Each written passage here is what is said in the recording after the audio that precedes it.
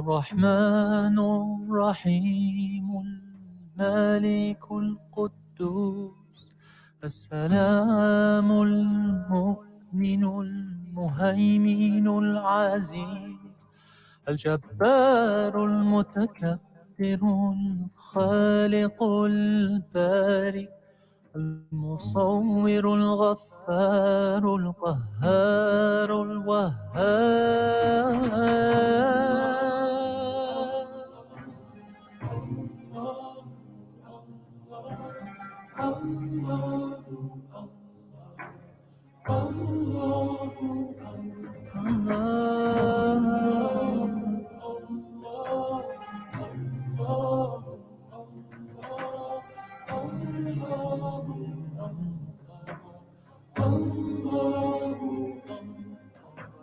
الرزاق الفتاح العليم القابض الباسط الخافض الرافع المعز المذل السميع البصير الحكم العدل اللطيف الخبير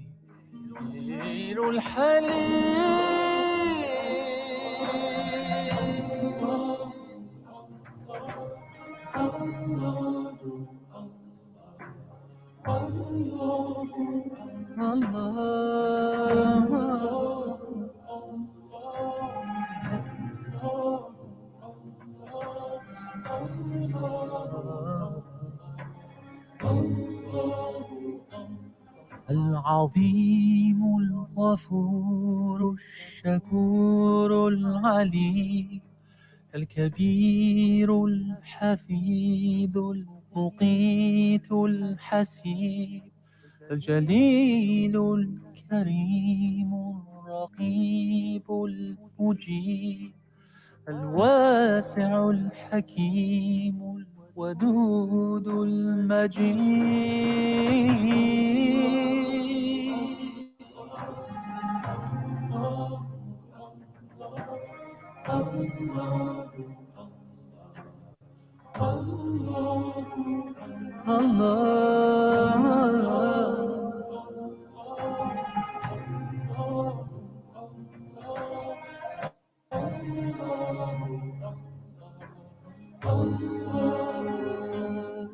الباعث الشهيد الحق الوكيل القوي المتين الولي الحميد المحصي المبدي المعيد المحيي المميت الحي القيوم الواجد الماجد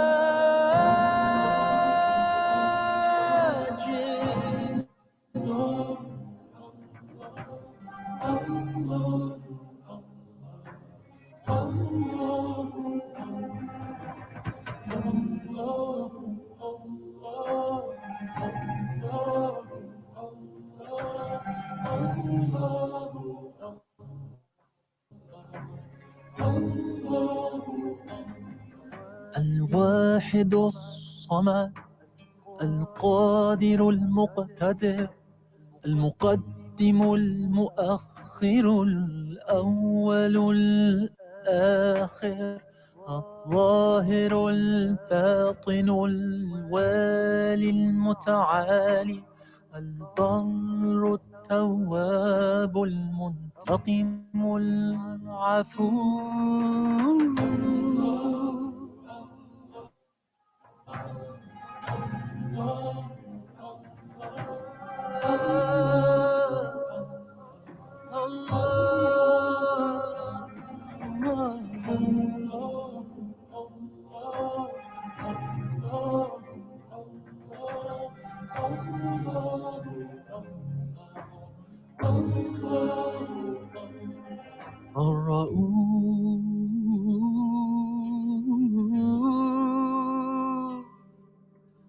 مالك الملك ذو الجلال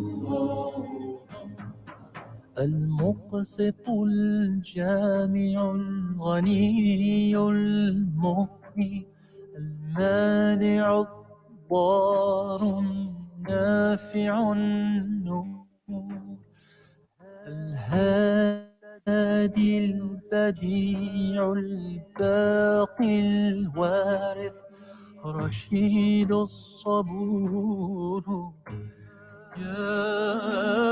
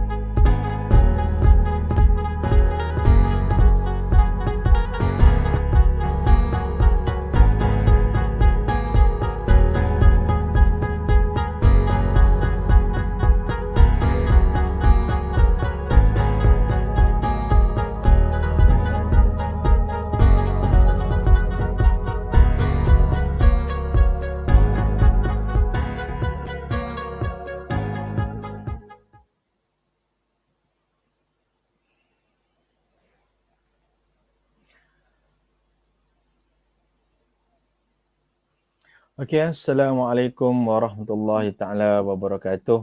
Alhamdulillahirabbil alamin. Wassalatu wassalamu ala asyrafil anbiya wal mursalin wa ala alihi washabbihi ajma'in. Innal hamdalillah nahmaduhu wa nasta'inuhu wa nastaghfiruh wa na'udzubika min shururi anfusina wa min sayyiati a'malina. May yahdihillahu fala mudhillalah wa may yudlil fala hadiyalah. Asyhadu an la ilaha illallah wa anna Muhammadan abduhu wa rasuluh. Salawatullah salamu alaihi. Assalamualaikum warahmatullahi taala wabarakatuh. Terima kasih kepada semua yang sudah hadir pada malam ini untuk menonton Cakna Anak Muda Siri 1 yang bertajuk vaksin apa yang perlu anda tahu. Jadi alhamdulillah para sahabat sekalian yang sudah masuk di live FB Dewan Pemuda PAS Bangsa Maju, ahlan wa sahlan diucapkan selamat datang kepada semua sahabat-sahabat. Jadi jangan lupa share perkongsian kita pada malam ini kerana kita insya-Allah akan membincangkan satu perkara yang sangat penting sebenarnya, terutamanya dengan situasi yang berlaku pada sekarang ini dan juga perkara yang menjadi fokus utama kepada pihak kerajaan untuk memastikan vaksin yang disampaikan ataupun vaksin yang diberikan kepada penduduk ataupun rakyat Malaysia ini mencapai target yang telah ditetapkan. Dengan cara tersebut, insya-Allah kita akan boleh mengurangkan insya-Allah dengan kadar jangkitan yang ada COVID-19 yang telah melanda negara kita sejak lebih setahun lebih. Jadi insya-Allah pada malam ini kita akan bersama-sama dengan seorang doktor yang akan mengulas dan juga akan menjawab segala persoalan pada audiens sekalian.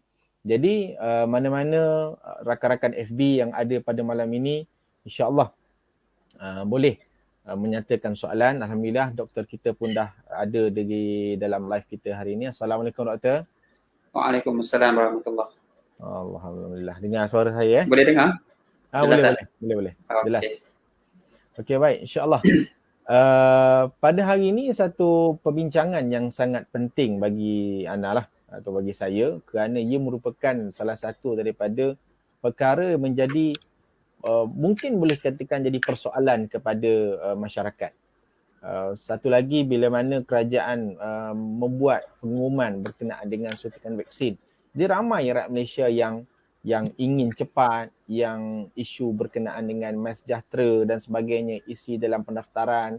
Bila dibuka pula dengan AstraZeneca, sejenis vaksin yang telah dibeli oleh kerajaan Malaysia, ramai yang apply.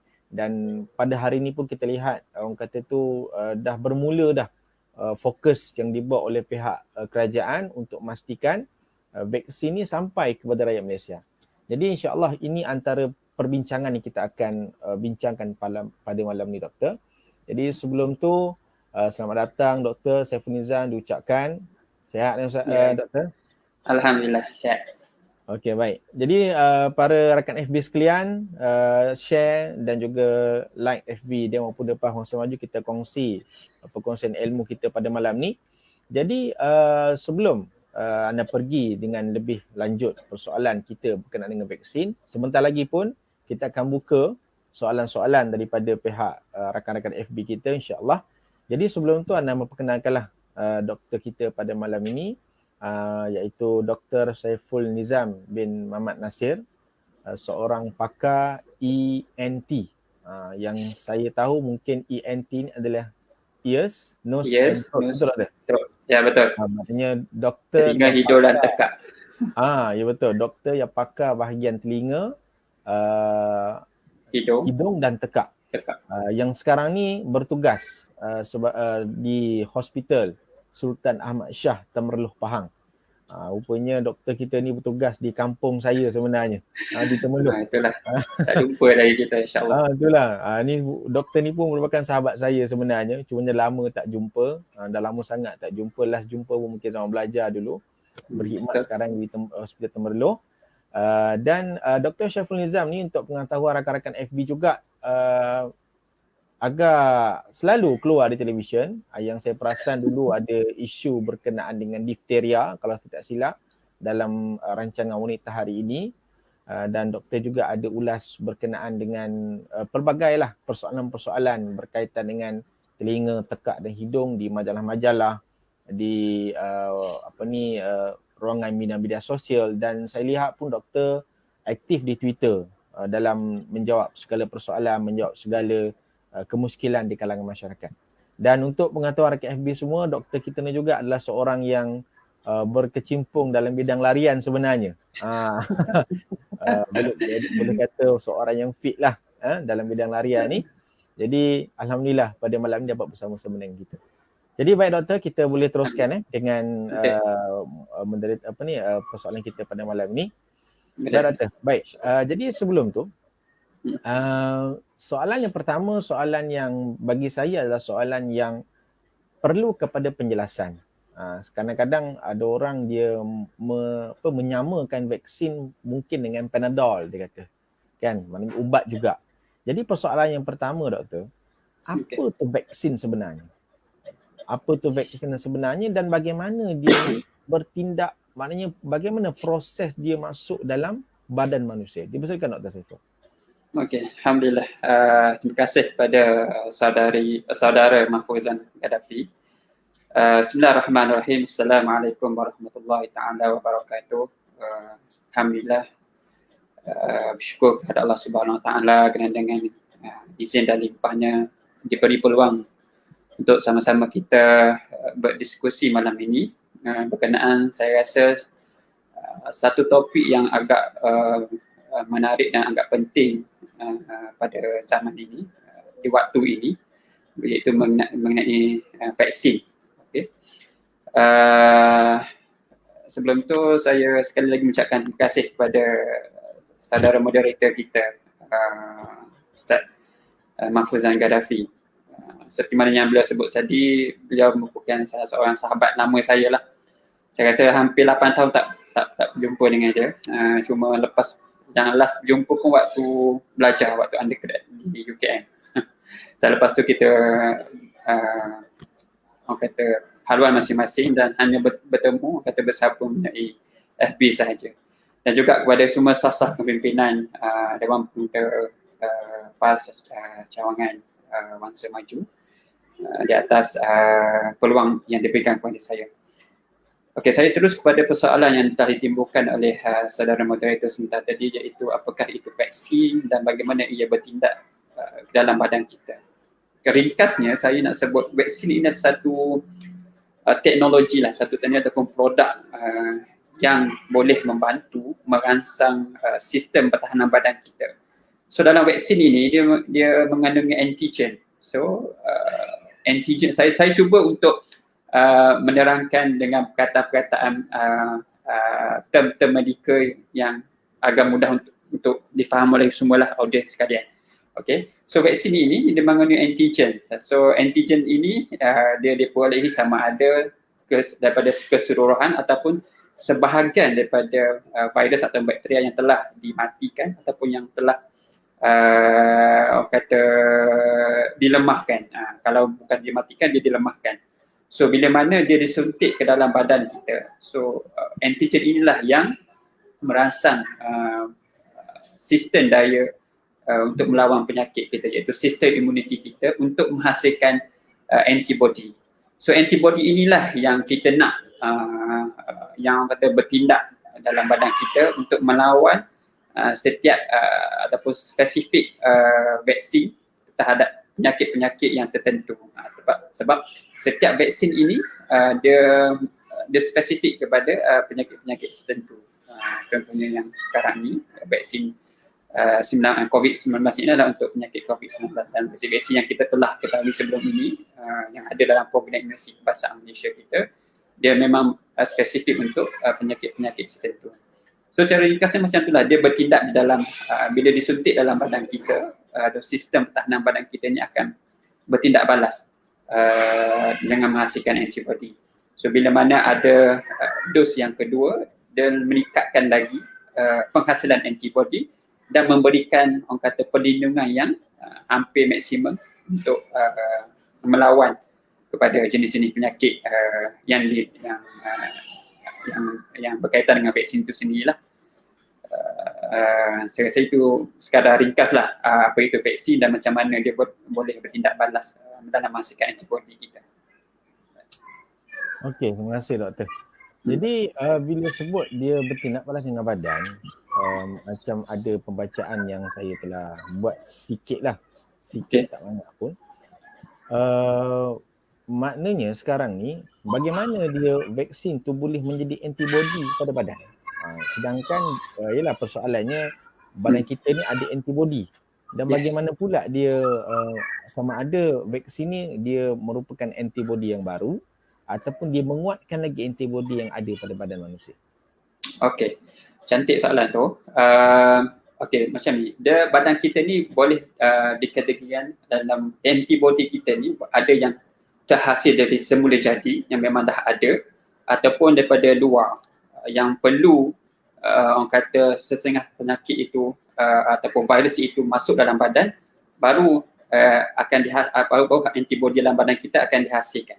Okey, so untuk orang kata secara basisnya untuk menghasilkan sesuatu antibody dalam badan kita tu, badan kita ini perlu expose dengan virus ataupun bakteria tersebut. Jadinya dalam vaksin itu kita dah ambil seperti yang saya sebut sebentar tadi, dalam vaksin itu adanya antigen yang mengandungi yang diambil daripada sama ada sebahagian ataupun keseluruhan vaksin yang telah dilemahkan ataupun dimatikan. Okey, so term yang dilemahkan dan dimatikan itulah yang diguna oleh sistem pertahanan badan kita untuk menghasilkan antibody. Maksudnya menghasilkan antibody yang baru. Kita dalam badan kita ni ada antibody yang memang dah sedia ada yang melawan jenis penyakit yang lain. Cuma bila ada penyakit baru ni, dalam badan kita ni tak ada lagi memori antibody terhadap penyakit baru ni seperti COVID-19 ini. So macam mana badan kita nak menghasilkan antibody tu? Kita kena ambil vaksin ataupun antigen yang dalam virus COVID-19 itu. Seperti yang sekarang ni kita ketahui, teknologi dah semakin pesat. So memang dah, kalau dulunya dia ambil keseluruhan virus tersebut ataupun sebahagian, sekarang ni teknologi yang terbaru dia ambil tu mRNA, hanya spesifik DNA yang dihasilkan untuk disuntik ke dalam badan kita, dan seterusnya sistem imuniti kita itu akan bertindak untuk menghasilkan antibody yang baru. Itu secara ringkasnya. Boleh faham? Okey. InsyaAllah benar-benar kita boleh faham, insyaAllah. Okey, baik. Terima kasih doktor. Jadi para rakan FB sekalian, boleh share lagi, boleh like lagi Dewan Pemuda PAS Masa Maju FB Live pada hari ini. Satu tajuk yang sangat menarik berkenaan dengan vaksin, apa yang perlu anda tahu. Jadi andai kata para audiens sekalian ada persoalan yang ingin ditanya kepada Dr. Syafrul Nizam pada malam ni, boleh tanyakan di ruangan komen, dan insya-Allah jika ada masa saya akan bawa soalan sahabat sekalian di pada hujung kita punya perancangan pada malam ni, insya-Allah. Baik. Seterusnya doktor, persoalan yang kadang-kadang timbul di di hati masyarakat Malaysia lah, terutamanya pula zaman sekarang ni kita boleh mendapatkan maklumat tanpa batasan di internet, di Twitter dan sebagainya berkenaan dengan kesan side effect vaksin. Jadi persoalan yang mungkinlah menjadi sebab doktor, seorang doktor mungkin ada persoalan ditanya oleh mungkin kawan-kawan, para jiran-jiran, sahabat berkenaan dengan side effect ataupun kesan sampingan daripada vaksin ni. Dia adalah perkara yang biasa ataupun dia boleh dikatakan berbahaya. Sebab persepsi masyarakat yang mungkinlah kita boleh katakan masih lagi takut dengan vaksin, mereka mungkin membaca berita-berita daripada laman-laman sosial berkenaan dengan kesan daripada pengambilan vaksin, ada yang sakit, makin sakit dan sebagainya. Jadi adakah normal sebenarnya bila dicocok vaksin, side effect-nya berlaku kepada badan manusia? Okey. So bercakap mengenai side effect ataupun kesan sampingan vaksin ini, secara generalnya memang ada. Setiap perkara, even ubat pun, bukan vaksin saja, setiap ubat yang kita ambil pun memang akan ada side effect dia. So dalam vaksin ini kita boleh dibahagikan sama ada side effect yang kecil ataupun side effect yang besar lah. So kebanyakan kesan sampingan yang ada selepas suntikan vaksin ini kebanyakannya adalah kesan-kesan sampingan yang kecil. Contohnya adalah sakit di tempat yang dicocok, lepas tu demam yang biasa yang boleh hilang dalam masa 1 minggu dengan kadang-kadang perlu makan kepada obat Panadol, ubatkan sakit, kadang-kadang tidak perlu, kadang-kadang menyebabkan orang kata badan jadi lemah, dan seterusnya. Kalau yang kesan sampingan yang kecil tu kadang-kadang menyebabkan sakit kepala yang tidak berpanjangan. So sebenarnya tapi antara kesan sampingan kecil yang kesemuanya, kebanyakannya ataupun yang paling common adalah kesan sakit di tempat yang cocok tu. Saya sendiri mengalami bila suntikan kedua vaksin COVID-19 ini, iaitu Pfizer. Suntikan pertama memang ada rasa sikit, orang kata kebas, tapi bila masuk suntikan dua dia dah rasa berat dan juga sakit. Tapi alhamdulillah lepas 3 hari sakit itu beransur pulih dan tak mengalami orang kata kesan sampingan lain.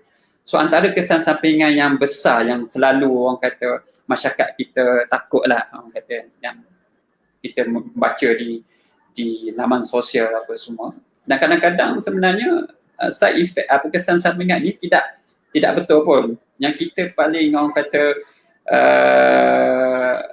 marah, maksudnya marah sebab setengah golongan yang kita sedia maklum dalam negara kita ni ada golongan anti vaksin yang memang menolak vaksin ini, yang memang tidak dengan vaksin, suka orang kata satunya memang membawa berita-berita yang tidak betul. Yang keduanya adalah memperbesarkan kesan-kesan sampingan yang kecil ini. Padahal dia hanyalah bersifat sementara dan tidak permanen.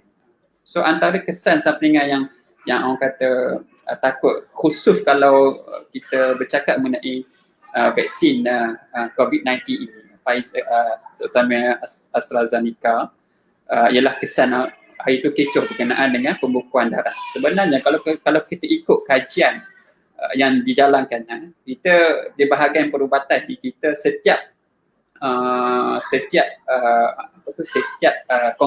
konklusi sesuatu perkara, kita kena evidence based medicine kita panggil. Maksudnya kena bila nak keluarkan satu fakta tu, kita kena berdasarkan kajian klinikal yang telah disahkan oleh Persatuan Kesihatan Sedunia, yang itu yang memang kita tak nafikan, dan juga ada di negara-negara sendiri, contoh dengan Malaysia kita KKM sendiri, memang ada beberapa kajian yang telah dijalankan. So dan kalau kita ikut secara generalnya kajian yang diambil oleh WHO, Persatuan Kesihatan Dunia, kesan darah beku tu hanyalah 0.04 sajalah. Mudahnya dalam 4 hingga 5 orang dalam 1 juta populasi yang divaksin. So sangat-sangat orang kata rendah untuk berlaku. Okey. Yang kedua ialah berkenaan dengan alahan ataupun kesan allergic yang sangat teruk. Itu pun lebih kurang dalam 3 hingga 4 per 1 juta population. So kita kalau kita lihat kepada fakta dan juga kajian itu sangat-sangat rendah. Dan di Malaysia sendiri pun kita tidak lagi mendengar orang kata kesan sampingan yang serius ini berlaku kepada penerima vaksin ini. Tapi apa yang kita dengar ialah masyarakat semakin berani, dan memang kita boleh tengok lepas sosok vaksin tu kan, dia akan tayang gambar apa semua, dan juga akan lepas kita vaksin ni akan ada sakit sedikit tempat untuk demam sikit. Itu memang kita akan expect, benda yang kita expect akan berlaku, dan dia adalah bersifat sementara. Jadinya tidak perlu takut dengan kesan sampingan. Ya, memang akan ada, cuma tidak akan orang kata berlarutan sehingga menyebabkan perkara-perkara yang kita tidak diingini. Okay, baik, terima kasih doktor. Saya rasa penjelasan yang sangat jelas permulaannya berkenaan dengan bagaimana vaksin dia bertindak balas dengan tubuh badan manusia, dan side effect ataupun alahan ni pun sebenarnya perkara yang memang akan ada pada setiap vaksin, ubat dan sebagainya. Jadi itulah, jadi saya harapkan para rakan-rakan FB sekalian boleh memahami tentang penjelasan daripada doktor berkenaan dengan kalau boleh saya nak tambah sikit boleh? Boleh. Yang satu lagi dah isu yang pasal bila bercakap dan saya teringat pasal kesan sampingan ini. Ini bukan untuk yang vaksin COVID-19 lah, vaksin lain lah. Yang selalu kita dengar bila ambil vaksin ni menyebabkan kita autism ataupun cacat mental kan. Biasa kita dengar sangat, ini memang orang kata modal untuk anti-vaxxer menyebabkan dakwah mereka supaya masyarakat Malaysia ni tolak vaksin.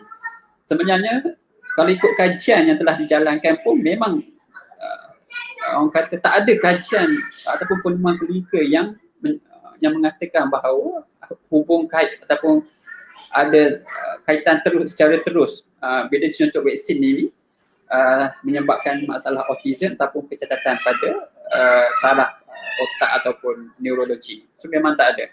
So benda ni kita sangat orang kata banyak kali dah kita memberi penerangan di media sosial, dan bukan berperan lah kita berdiskusi secara ilmiah supaya ilmu yang disampaikan dan informasi yang masyarakat perlu dapat ni betul dan tepat sebenarnya. Okey, baik. Terima kasih doktor. Penjelasan yang sangat baik. Jadi mungkin doktor boleh tambah sikit, tiba-tiba macam saya turun pula ilham kan nak tanya soalan ni. Jadi adakah vaksin COVID-19 ni sama maknanya situasinya sebelum COVID-19 punya vaksin, ada tak sebenarnya vaksin yang dah telah masuk ke Malaysia sebenarnya untuk mengelak penyakit-penyakit yang lain? Ada tak sebenarnya sebelum? Maksudnya sebelum vaksin masuk, kalau ikut yang program imunisasi kebangsaan kita sebelum ni, yang untuk yang bayi, budak-budak dah ada dalam skedul imunisasi kebangsaan kita tu, memang dah ada dah vaksin tu. Dan vaksin ni pun memang dah lama ada dekat Malaysia. Dan seingat saya kalau kita flashback balik sejarah vaksin di Malaysia ni, sebenarnya bermula waktu zaman British lagi. Waktu tu ada satu penyakit dikatakan penyakit cacar, ataupun dalam Amerika cacar air, ataupun dalam Amerika term dia smallpox. Pada tahun, kalau tak silap saya, dalam 1860-an macam tu. Dan pada waktu tu waktu kerajaan British waktu tu memang memberi keutamaan kepada negeri-negeri bahagian selat untuk mengambil dahulu, sebab waktu memang berlaku outbreak cacar air tu, smallpox tu. Dan seterusnya pada tahun lebih kurang 10 tahun lepas tu diperluaskan di seluruh tanah Semenanjung, dan alhamdulillah lepas 10 tahun pada tu cacar atau smallpox memang dapat dihapuskan secara habis totally. Selepas tu ada pula vaksin diphtheria, hepatitis, BCG apa semua 10 tahun lepas tu. So ini menunjukkan bahawa vaksin ini memang dah lama ada dekat Malaysia, dan dia punya keberkesanan dia dan keselamatan tentang side effect apa semua memang dah sedia maklum dan memang sudah dikaji, dan nak dibandingkan dengan kemudaratan dan juga kebaikan yang ada memang sangat-sangat jauh, memang banyak memberi kebaikan berbanding dengan kemudaratan yang sangat sedikit. So tidak perlu takut untuk mengambil vaksin ini. Sebenarnya memang kat Malaysia kita ni memang dah lama dah ada vaksin sebelum masuknya vaksin Pfizer, Sinovac dan ataupun AstraZeneca ni lah, kan, untuk yang spesifik untuk COVID-19 ini. Okey, terima kasih doktor. Jadi terima kasih kepada sahabat yang masih lagi berada dalam FB Live kita pada malam ni. Alhamdulillah sudah ada masuk 3 soalan ya doktor. Kita akan tanya pada akhir sesi nanti. Soalan yang agak menarik untuk kita dengar dan kita kongsikan dengan para rakan FB sekalian. Jadi seterusnya doktor, persoalan yang insya-Allah kita kongsikan. Jadi apa sebenarnya perbezaan bagi orang yang dah cucuk vaksin dengan yang belum cucuk vaksin? Adakah yang dah cucuk vaksin ni terus tak boleh kena dia punya COVID-19 ni? Maknanya COVID-19 terus tak boleh nak masuk dalam tubuh badan orang yang dah kena cucuk vaksin. Sebab kadang-kadang ada orang dia kata kalau cucuk pun kena sama juga, baik tak payah cucuk. Ni antara orang hujah-hujah yang macam doktor katakan tadi lah, golongan-golongan anti-vax yang menggembar-gemburkan persoalan ini. Jadi boleh doktor terangkan sedikit keadaan tersebut. Okey. Terima kasih kepada soalan tersebut. Soalan tu pun salah satu orang kata hangat jugalah diperdebatkan di media sosial, kan. Antara tagline dia kata, dah vaksin kenapa dapat lagi COVID, kan? Okey. So untuk menjawab persoalan ni, kita kena faham vaksin ini adalah satu langkah pencegahan. Okay, satu langkah pencegahan. Dia bukan kalau dalam perubatan bukan spesifik treatment, bukan gold standard treatment dia. So bukan rawatan untuk menghapuskan. Dia hanyalah langkah pencegahan, sebab sehingga kepada hari ini tiada lagi kajian-kajian ataupun kajian-kajian ataupun ilmuwan klinikal yang membuat satu konklusi bahawa ada ubat yang boleh membunuh COVID-19 ini, yang totally memang habis tu. So setakat ni hanya ada vaksin sahaja yang sebagai orang kata prevention. Saya suka untuk saya bagi analogi macam ni. Kalau kita nak contohnya balik kampung, tak boleh lah sekarang, mesti tak boleh balik kampung kan. Tak boleh rentas negeri daerah. Atau kita pergi masuk highway lah, kita buat kereta masuk highway kan. So kita pun faham bila mana kita berada dalam kereta tu, kita akan ada risiko untuk kemalangan. Tak semua orang boleh jamin ataupun tak ada orang boleh jamin bila masuk kereta ni tak berlaku kemalangan, tak ada. Okey, so bila dah masuk kereta tu kita kata untuk mematuhi peraturan jalan raya, kita disuruh pakai seat belt and then patuhi had laju. Okey, bila mana kita dah pakai seat belt dan kita patuhi had laju, adakah itu juga memberi orang kata tiket menyebabkan tak akan berlaku kemalangan 100%? Tak ada. Kemalangan itu tetap berlaku, cumanya kita ambil orang kata prevention, kita ambil orang kata langkah berjaga-jaga.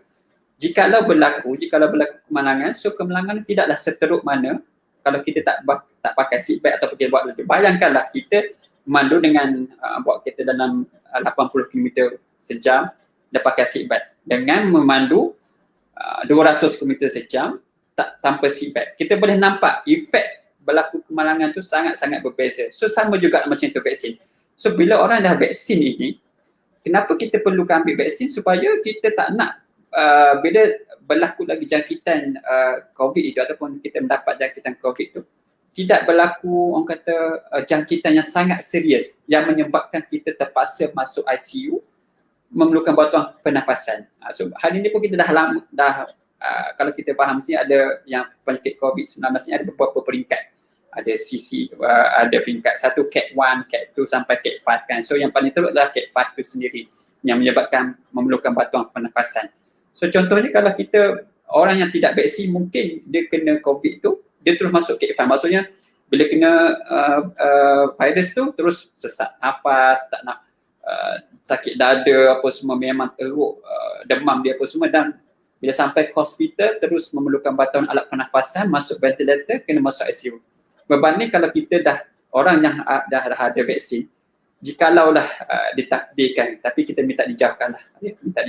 Kalau ditakdirkan untuk dapat lagi COVID-19 itu, badan kita dah ada antibody yang lengkap, maksud dah complete 2 dos yang bersedia untuk melawan COVID-19 itu. Boleh dapat, memang kita tak nafikan orang yang dah vaksin ni possibility untuk dapat COVID-19 memang ada lagi, cumanya dia punya gejala ataupun simptom dia tak adalah seteruk yang orang yang tidak divaksin. Mungkin dapat hanya Cat 1 sahaja ataupun Cat 2 sahaja, hanya batuk-batuk sesemua yang biasa, tapi masih lagi boleh melakukan aktiviti harian, boleh orang kata boleh bekerja macam biasa selepas kuarantin lah, dan boleh melakukan aktiviti banyak, tidak perlu dimasukkan ICU. Itulah perbezaan dia orang yang dah divaksin dengan orang yang belum vaksin. So memang sangat ketara lah perbezaan dia. Dan juga ada persoalan kenapa vaksin ini perlu ambil orang kata dos yang kedua. Kenapa tak cukup dengan 1 dos sahaja?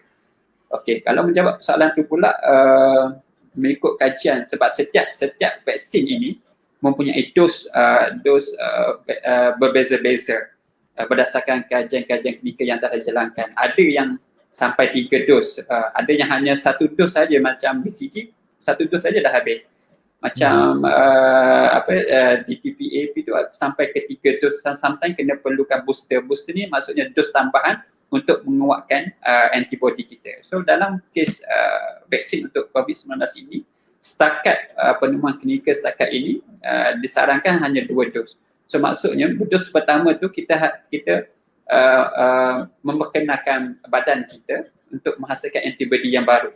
So bila masuk dos yang kedua, maksudnya vaksin yang kedua tu, dia memperhebatkan lagi ataupun memperbanyakkan lagi penghasilan antibody dalam badan kita. So bila mana antibody kita dah makin banyak dalam badan kita, so kekuatan untuk melawan jangkitan COVID itu sangat tinggilah.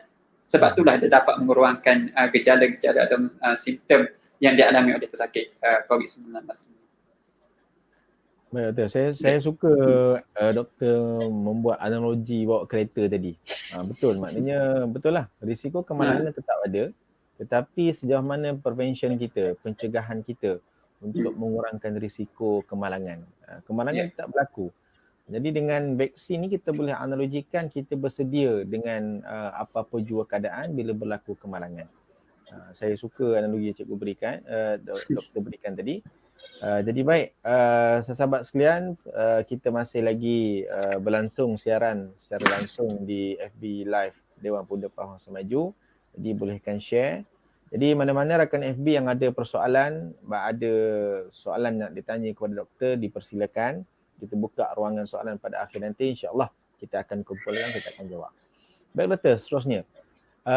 Soalan ni kita boleh sebut sebagai soalan yang menjadi satu, kita boleh katakan persoalan yang sangat besar. Dia melibatkan, orang kata tu, kalau kata buat hukum hakam pun melibatkan hukum hakam.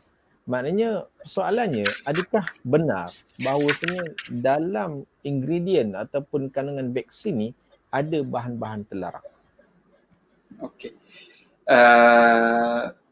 Spesifik kepada saya buat spesifik untuk yang vaksin untuk COVID-19 ini. Dalam negara kita ni sebenarnya kalau vaksin COVID-19 ni ada banyak tetapi yang diiktiraf dalam negara kita, yang diterima masuk dalam negara kita, yang telah di-approve oleh bahagian NPRA, National Pharmaceutical Agency, hanya 3 sahaja, iaitu Pfizer, AZ, AstraZeneca dan Sinovac. Dan kalau kita mengikuti perkembangan Kementerian Kesihatan ataupun membaca keratan akhbar ataupun yang telah dikeluarkan oleh Majlis Fatwa Kebangsaan, kandungan untuk ketiga vaksin yang dihasilkan ini adalah bebas dari sumber-sumber terlarang. Bebas daripada sumber-sumber terlarang. Okey, itu untuk yang spesifik kepada vaksin COVID-19 inilah. Dan juga untuk yang vaksin-vaksin sebelum ini, kalau kebanyakannya memang tiada sumber-sumber dari segi sumber haram. Cuma ada beberapa di mana dia ambil orang kata sedikit sahaja untuk pembiakan, orang kata pembiakan virus tersebut. Tetapi bila dalam kena faham, dalam proses untuk membuat vaksin ini, dia perlu melalui beberapa fasa. Ada 5 fasa tak silap saya. Bermula dengan pembiakan, selepas tu kultur, lepas tu penulingan apa semua itu. So dalam setiap proses ini, dia perlukan beberapa bahan untuk menstabil. Satunya untuk menstabilkan vaksin itu. Yang keduanya untuk memberi keberkesanan dan juga supaya vaksin itu memberi kesan terbaik kepada badan kita. Yang tiganya supaya vaksin tidak melekat kepada botol ataupun botol reagent yang dalam bekas tu.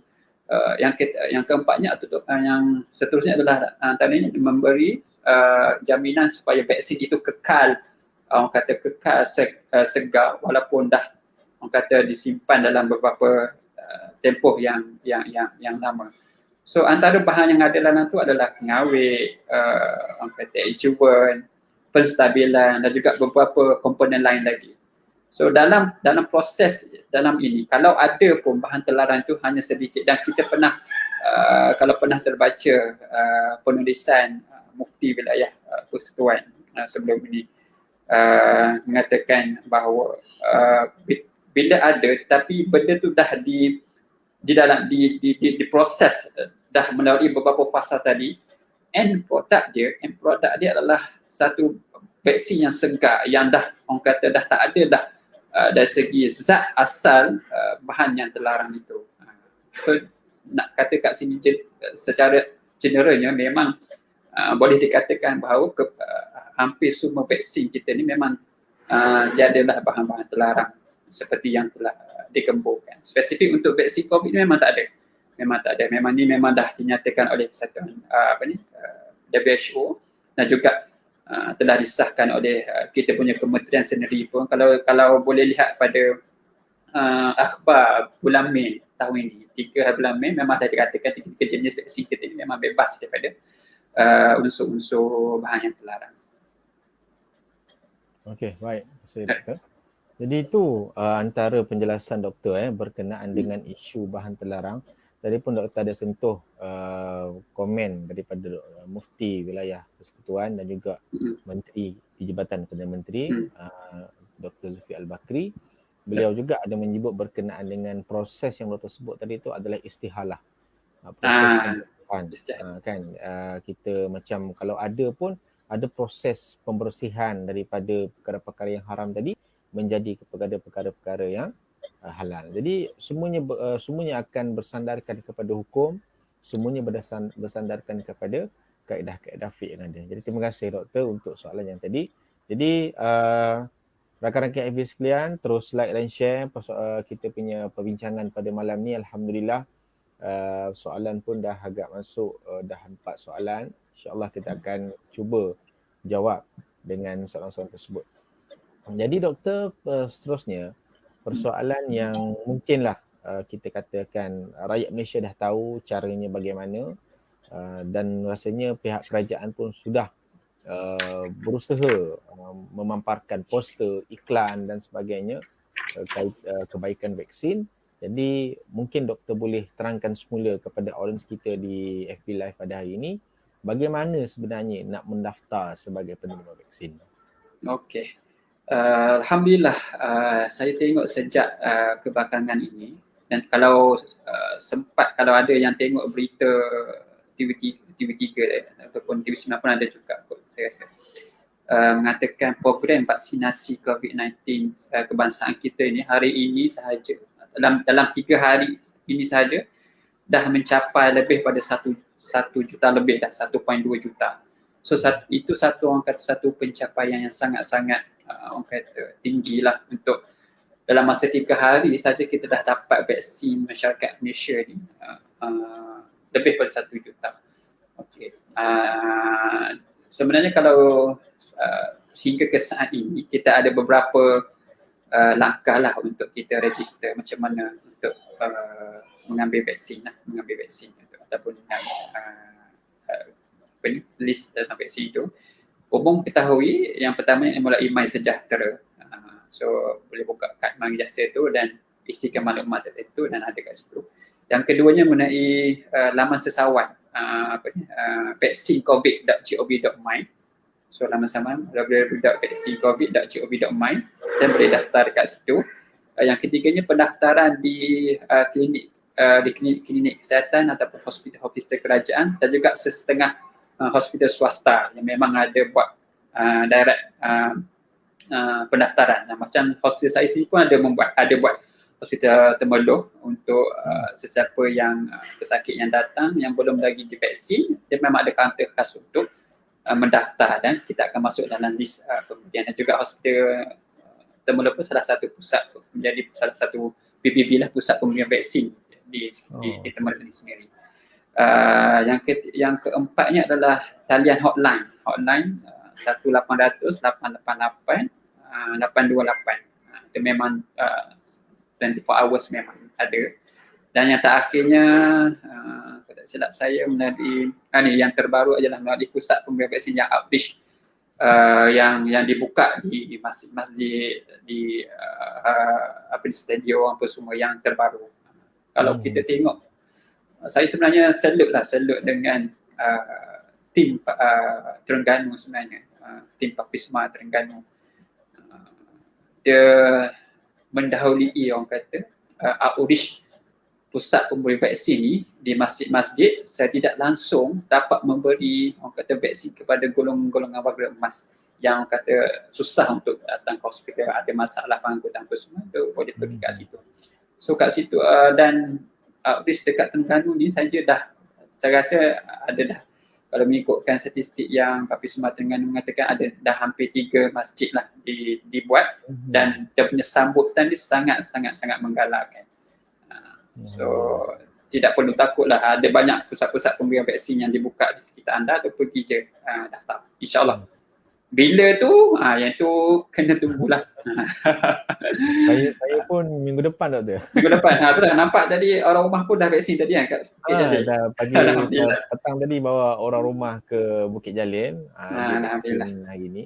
Saya pula insya-Allah minggu depan lah di PWTC minggu depan. Okey, alhamdulillah.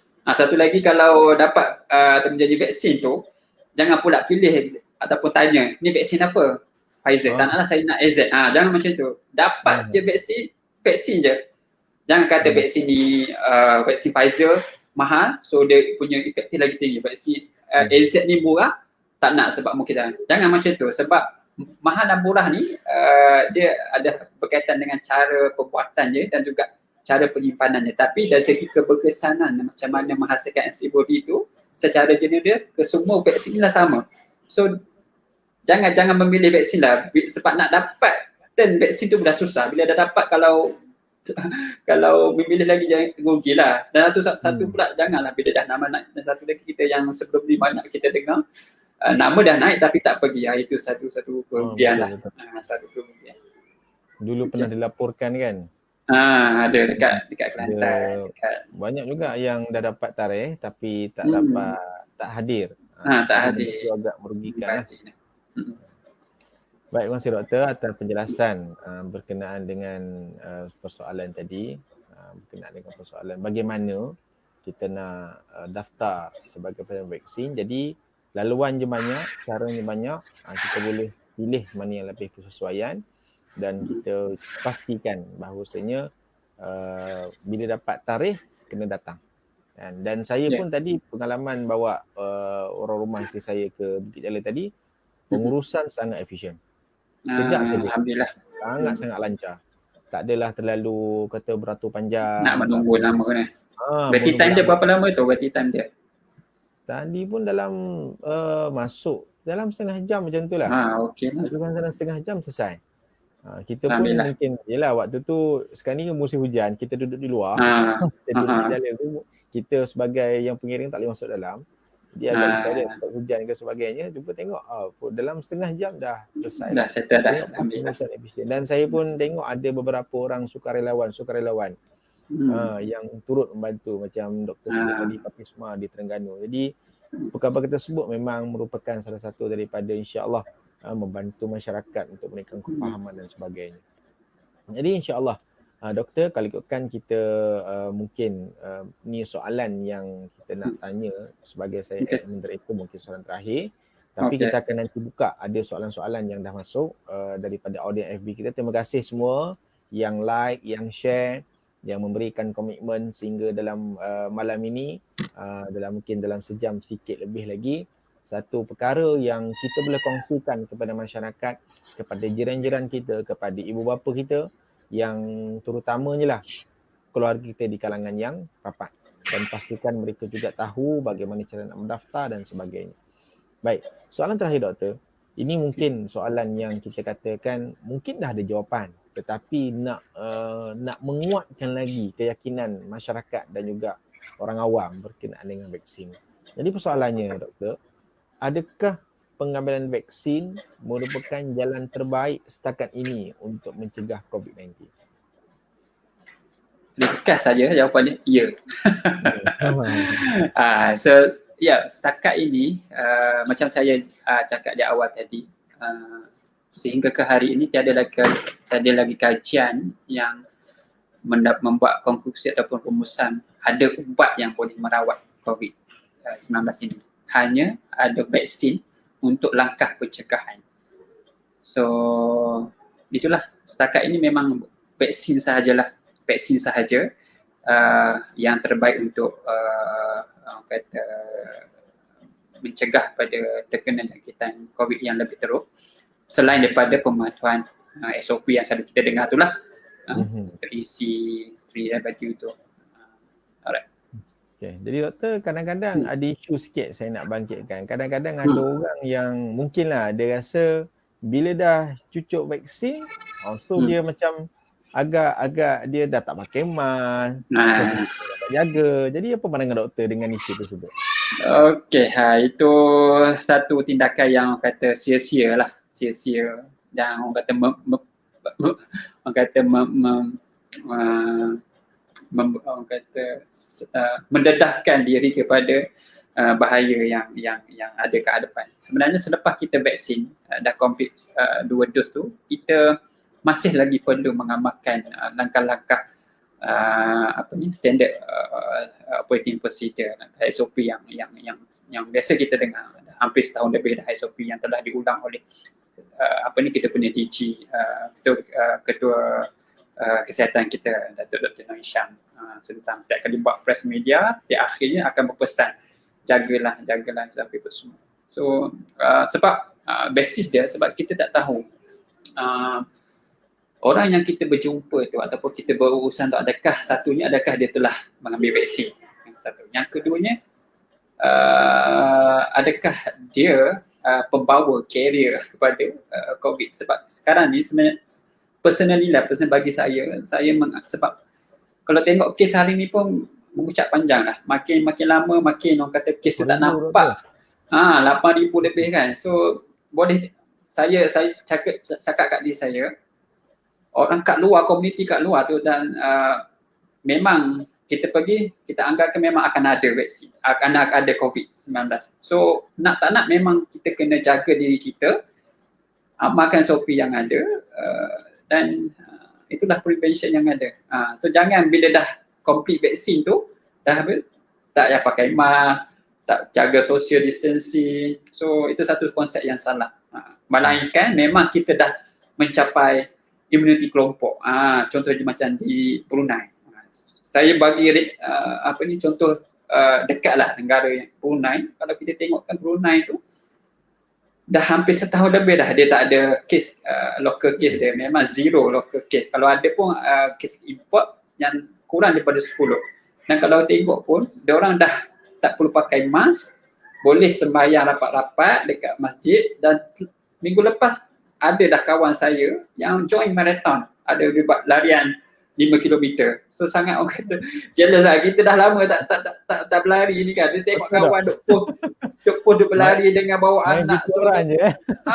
So sangat orang kata jealous lah. Tapi kita insyaAllah Malaysia tak lari, orang kata tak lari pada tujuan itu. Sebenarnya kenapa kerajaan sangat menggalakkan kita untuk mengambil vaksin ni dah, ialah kita nak menuju kepada immunity kelompok tu. At least 80%.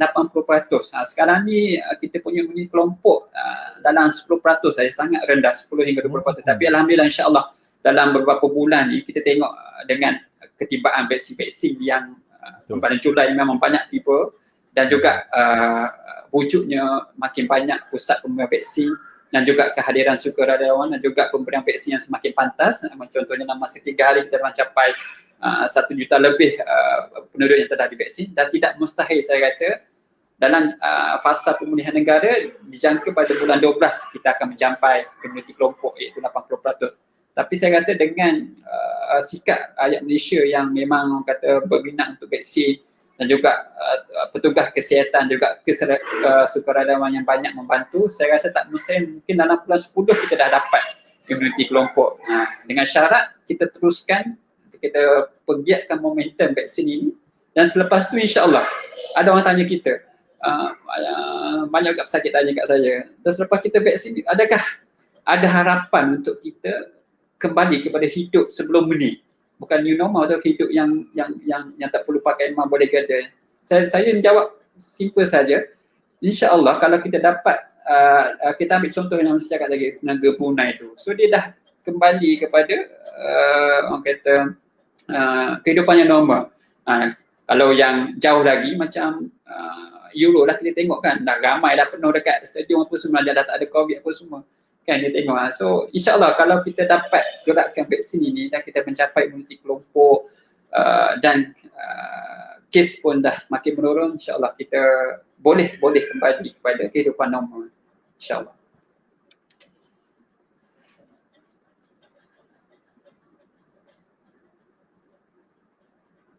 Ini jumlah pemberian vaksin dos. Alhamdulillah kita tengok masih banyak dah.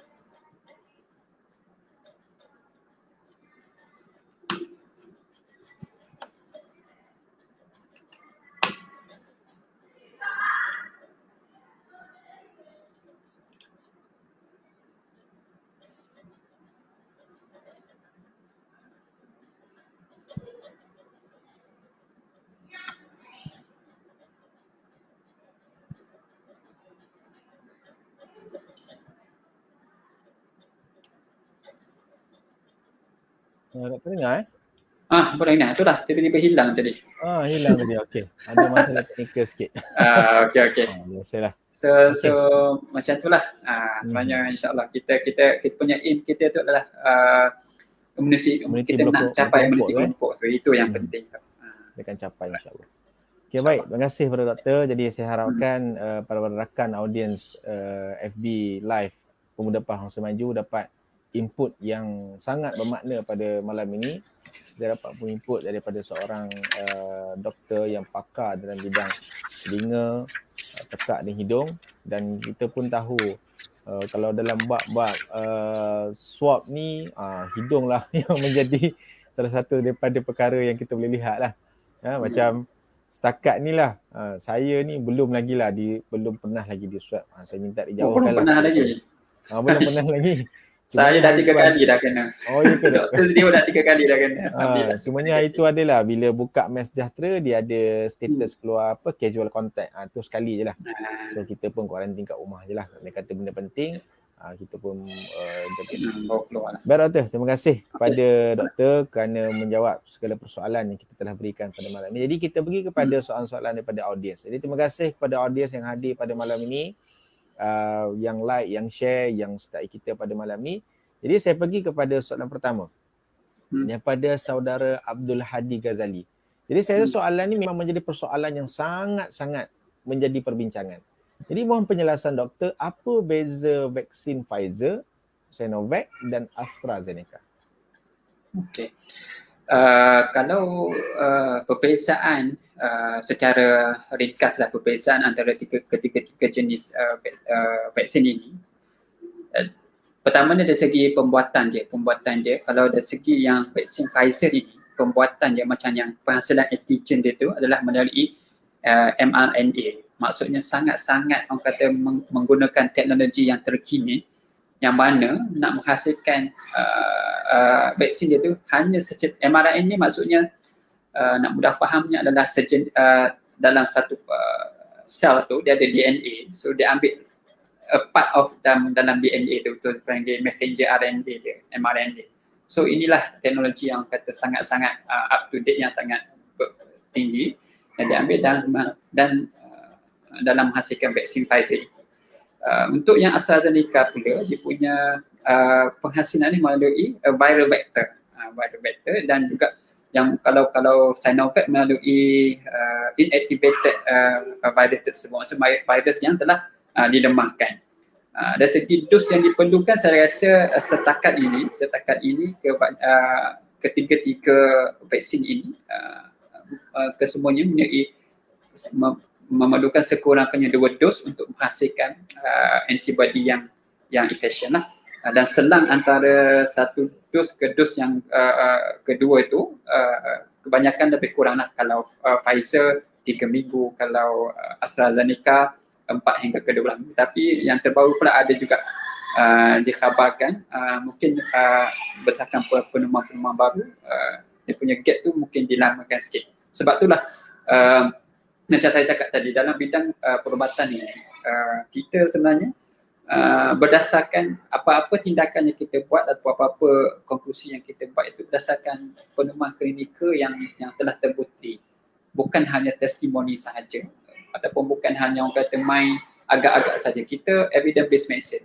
Bila ada perkara baru yang mengatakan benda ni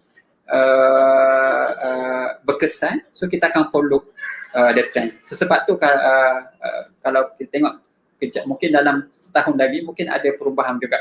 Ada perubahan lagi, mungkin nak agak lagi macam mana pemberian vaksin ini. Okey, tu dari segi keberkesanannya, of course kalau kita tengok vaksin Pfizer itu sendiri adalah dalam lebih kurang 95%, dan juga lebih daripada AstraZeneca dengan Sinovac itu mungkin kurang sikit daripada Pfizer itu sendiri. Tetapi dari segi orang kata keberkesanannya lebih kurang sama saja. So maksudnya yang ni seperti Pfizer, dia tidak orang kata bukanlah yang terbaik. Cumanya dari segi orang kata, sebab dia antara yang orang kata yang HIF lah, maksudnya yang vaksin yang mahal. So maksudnya biasanya orang akan pergi pada yang mahal, mengatakan benda ni yang terbaik. Sebenarnya tidak. Ketiga vaksin ini kalau secara generalnya adalah keberkesanan yang sama saja. Dari segi penyimpanannya, sebab itulah kenapa vaksin Pfizer ini lebih mahal daripada AstraZeneca, sebab untuk satunya penghasilan vaksin Pfizer itu sendiri, macam yang saya cakap tadi, dia sangat-sangat orang kata teliti dan menggunakan teknologi tertinggi yang terkini lah, mRNA, dan penyimpanan dia pun sangat-sangat teliti. Memang memerlukan suhu yang orang kata sehingga negatif 70 hingga 80 untuk nak simpan dia punya vaksin Pfizer. Berbanding dengan AstraZeneca, dia punya penyimpanannya tidaklah memerlukan orang kata suhu yang terlampau sejuk. Dan juga dia punya penghasilannya bukan melalui mRNA, just melalui viral vector sahaja.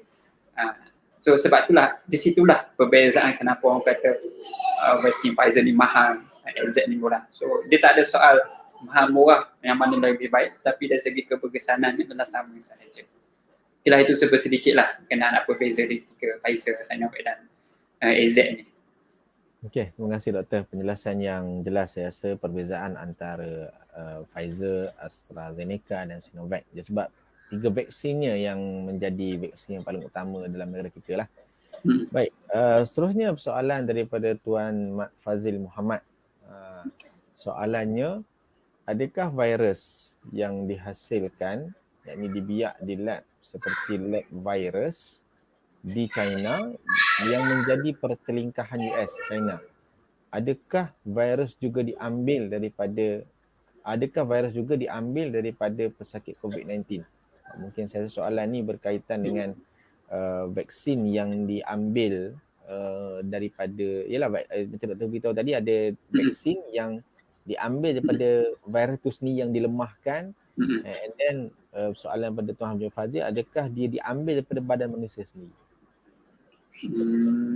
Okay, untuk yang soalan pertama itu yang menjadi apa tu, yang lab virus di China yang menjadi pertelingkahan US dengan China tu, saya kurang info berkenaan dengan itu. Dan sebenarnya untuk penghasilan vaksin ini yang diambil daripada pesakit COVID tu, sebenarnya maksudnya dia ambil vaksin tu daripada yang infected person yang COVID tu. Yang kalau saya baca mungkin itulah soalan pada Tuan Encik Fadil rasanya. Saya rasa tak kot, sebab dia memang kalau untuk penghasilan vaksin ni, kita memang direct ambil vaksin yang kata yang sedia ada lah, dan kita lemahkan atau kita matikan supaya kita boleh extract sedikit dia punya kandungan dia, dan melalui proses-proses yang saya cakap tadi lah, yang ada beberapa proses tu untuk menghasilkan vaksin yang baru. Tapi untuk diambil daripada pesakit COVID tu, saya rasa tak. Okey, baik Maksud Doktor. Seterusnya soalan ketiga daripada saudara Ahmad Zulhelmi Ahmad Kamal. Soalannya, doktor, ada maklumat tak berapa jumlah yang dah ambil vaksin tetapi masih dijangkiti COVID? Kita ada data tu, cuma tidak direvealkan kepada masyarakat. So saya sendiri pun memang tak tahu berapa total populasi yang dah divaksin dan kemudian dijangkiti COVID. Kita pun tak tahu.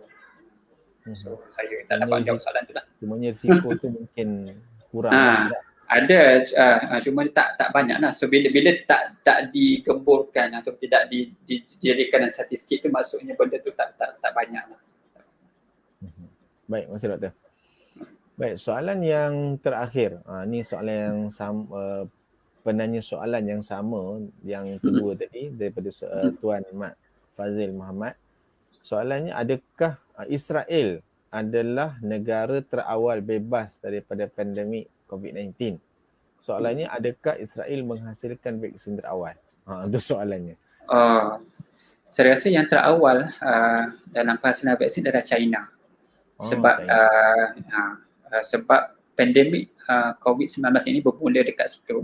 Dia memang sedia maklum dekat Wuhan tu. So bila berlaku pandemik COVID-19 tu, so kebanyakan agensi kerajaan-kerajaan di seluruh negara akan kumpul, dan sebab itulah kita tengok ada persoalan mengatakan bahawa kenapa vaksin COVID-19 ni cepat sangat boleh dapat kan tak sampai orang kata setahun pun dah dapat vaksin. So maksudnya kat situ dia memang support daripada the whole government dekat dunia ni memang bergabung habis. Memang dari segi orang kata sokongan, bantuan dan juga alat-alat teknologi memang semua berganding bahu dalam menghasilkan vaksin yang dekat China tu. Sebab kat situlah bermulanya tercetusnya COVID-19 ini. So lepas tu barulah ada beberapa negara lain lagi yang bila dah dapat formula ataupun dah diberi orang kata pendedahan macam mana dia ambil sampel daripada COVID itu sendiri dan dihasilkan dari negara sendiri. So saya rasa yang terawal adalah China. Kalau ada info lain tu saya kurang pastilah. Okey. Tapi memang betul, memang Israel memang antara negara yang terawal lah bebas COVID ni. So kat sini pun kita dah orang kata dapat menyanggah orang kata dulu kan kita pernah dengar vaksin ni agenda Yahudi lah apa semua kan. Betul. Nak melemahkan otak orang Islam. Padahal Israel sendiri pun ambil dan memang dah bebas lah. Saya sendiri pernah situasi waktu tu boleh dine in lagi, makan di kedai.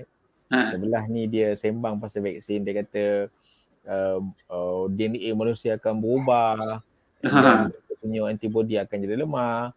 Sedangkan dia tu bercakap tu, sorry to say lah, dia sedang bercakap tu pun merokok juga. Jadi benda yang macam saya rasa kamu cakap benda begitu sedangkan kamu buat benda memang jelas. Memang jelas merosakkan tubuh badan. Itulah kita kata satu lagi orang kata apa, bila cocok dapat microchip kan. So bila microchip ni Israel boleh detect kat mana kita pergi apa semua tu. Betul. Itu pun tak tahulah macam mana boleh ada konklusi macam tu. Okey, baik. Terima kasih doktor. Jadi kali depan itu adalah soalan terakhir kita pada malam ni.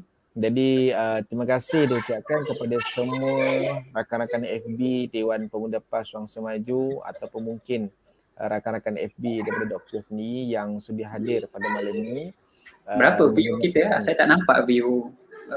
View ada lebih kurang dalam, tadi paling tinggi dalam 20 lebih lah. Alhamdulillah.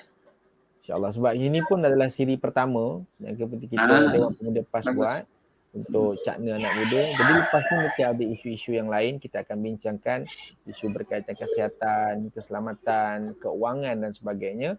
Jadi baik sini jadi doktor merupakan panel pertama lah. Panel pertama kami untuk sama-sama memberikan maklumat yang sahih kepada masyarakat. InsyaAllah. Jadi terima kasih kepada semua yang hadir pada malam ni. Terima kasih juga kepada penanya-penanya soalan, yang share, yang like, yang view pada malam ni. Jadi akhir kata mungkin ada kata-kata terakhir daripada doktor kepada audiens kita, nasihat dan sebagainya. Silakan doktor. Kata-kata last untuk kita pada malam ni. Kata-kata terakhir sebelum kita berpisah,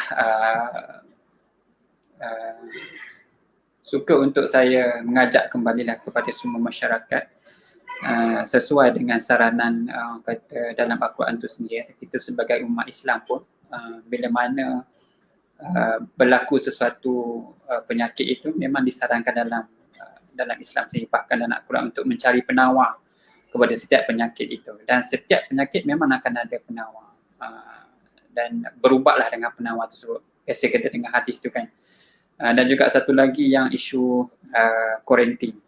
Dan kita pun banyak mendengar, seringkali mendengar hadis yang memang amat popular di mana berlaku sesuatu wabak tak di kawasan tersebut, janganlah kamu masuk ataupun orang yang kat dalam tengah keluar. So dalam istilah yang Islam moden adalah dipanggil quarantine.